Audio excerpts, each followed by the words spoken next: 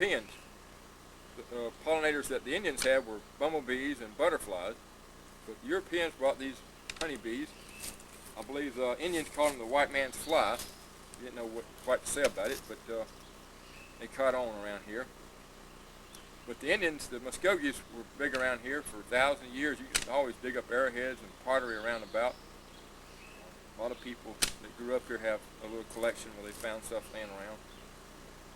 But it's really a nice place and to relax, and all sort of like a Miami of its time, I'm sure, for the Indians. But a little over 150 years ago, just up the way there was a city called Iola. Had a railroad that came from St. Joe to Iola, and they'd unload cotton from the steamboats from Alabama and Georgia on the Appalachia here, and zip it across this wooded area, you might say, to St. Joe to put on ocean-going vessels rather than making the hazardous trip on down the river here to Apalachicola and save them time and money. But nonetheless, the place went belly up. They got yellow fever, and the place just went to nothing. But you can still find old foundations of houses and such as that about. I had an old jar collection at one time when I was a kid. It's really an interesting place, quite a history around here. But 50 years ago, just about everybody had some bees in the backyard in Weewalt. It's not uncommon at all for every other person, it seems, to have had some bees or some experience with bees. So there's no ordinance in the city of Weewalt against bees, by the way. And again, if you're used to them and you know what you're doing and you manage them, you can have a good little honey crop from them and do well with it. But, you know, honey's bee sap, or whatever you want to call it. It's the nectar of the gods, I think the Greeks called it. But it's real simple. Again, the bee takes it into her honey sac and she flies home with it, and she regurgitates it, but out of her honey sac, and that picks up those enzymes, and they fan it with the wings and get the moisture out of it down to about 18%, and in result you got honey. And they'll cap it up with wax to preserve it, and it lasts for years and years. Now, they found some in the pyramids, I think, that was still edible, and that's from a long, long time ago.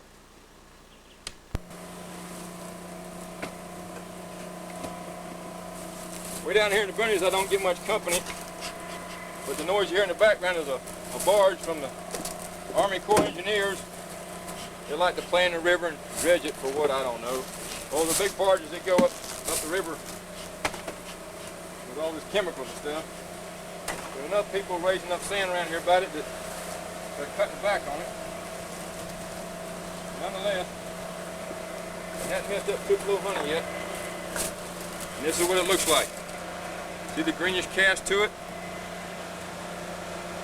Just a few days ago, that was foundation. They've drawn it out and put Tupelo honey in. And by the way, there's my neighbor, the Army Corps of Engineers. Take a shot at them.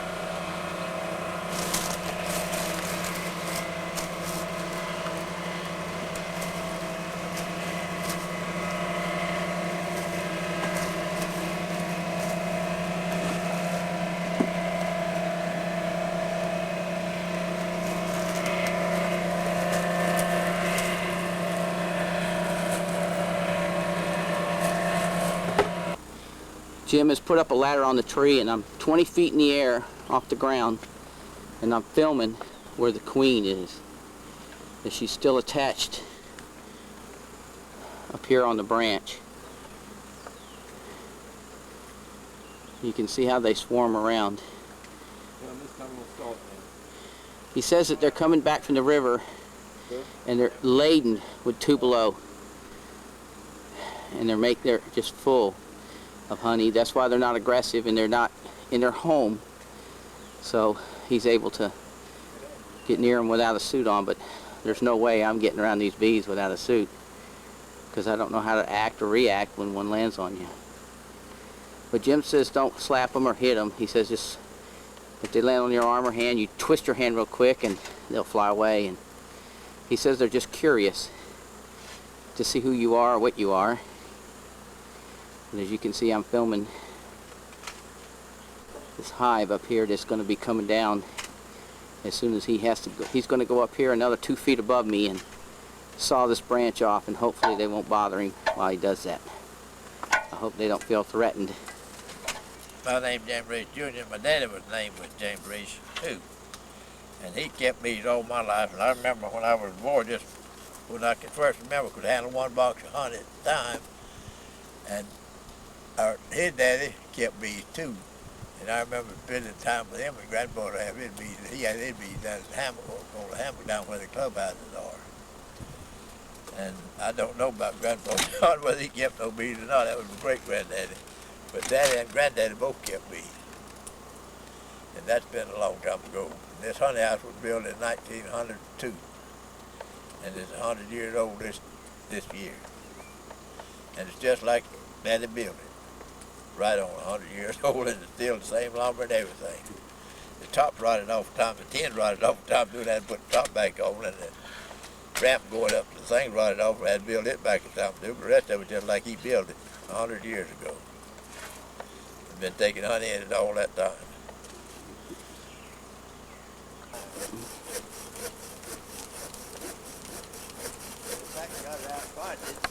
I shot it out twice.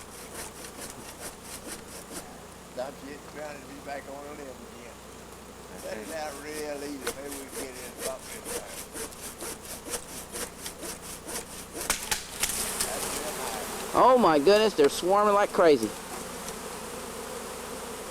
You all right, Jim? Let's see if I can get that. Maybe I'll pitch on the limb again. Get it on off, get it tight so you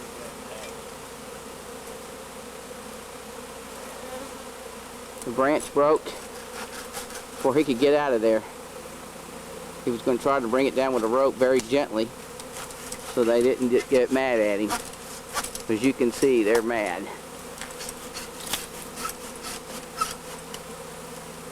All right, here she comes. Let's just hope it don't come land on me. It's all coming down. Headache. There you go.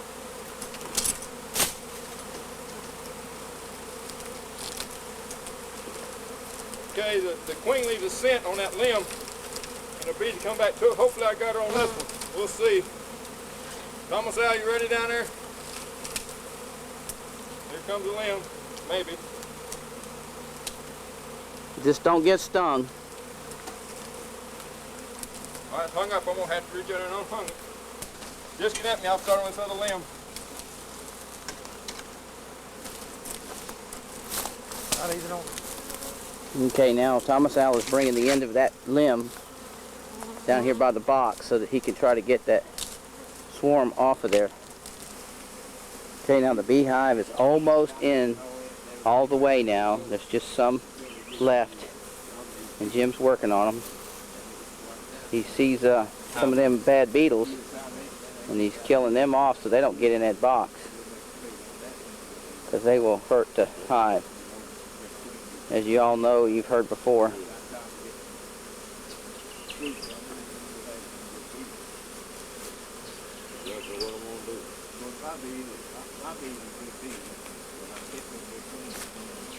This is a drone bee. See, that's the daddy bee. He doesn't have a stinger. He's big and chubby. He just mates with the queen and eats a lot. He doesn't harvest any honey. He just sort of sits on the porch and watches things go by.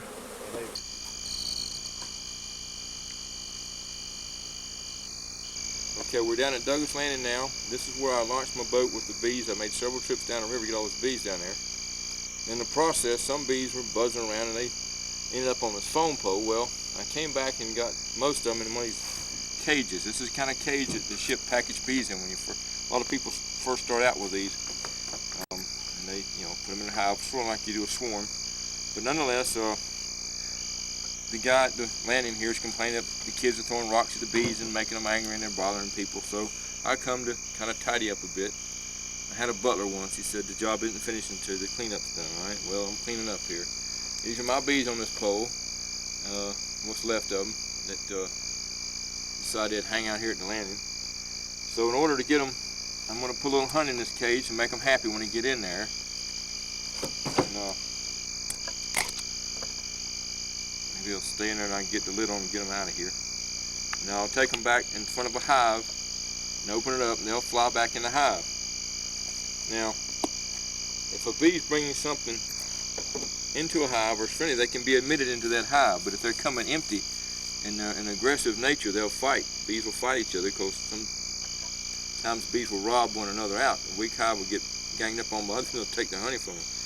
But if they're bringing pollen or honey in, or if they're just there and they're not in an aggressive way, they'll let them be adapted into that hive. So that's what'll happen to bees eventually. I got my smoker lit to kind of mask their pheromones and communications here before I make my move. And I'm gonna brush them into this little hole right here on the top as many as I can. And hopefully I won't get all bee stung, because they've been here a week and a half. But the smoke will pacify them a little bit, and hopefully I can do it quick enough before they get all riled up to start stinging me. You see me dancing, it's because the bees are stinging me. It's happened before. But let's make quick work of this and go on to something else. A little smoke on the bees to kind of calm them down a little bit here. I don't think they have a queen.